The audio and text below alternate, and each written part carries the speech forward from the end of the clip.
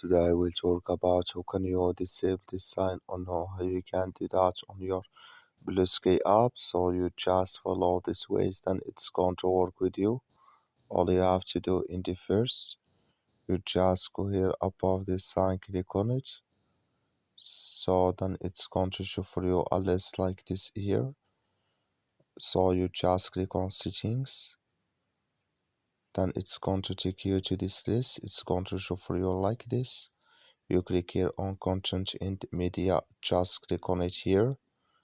So then you can, when you click on content and media, it's going to take you to this list.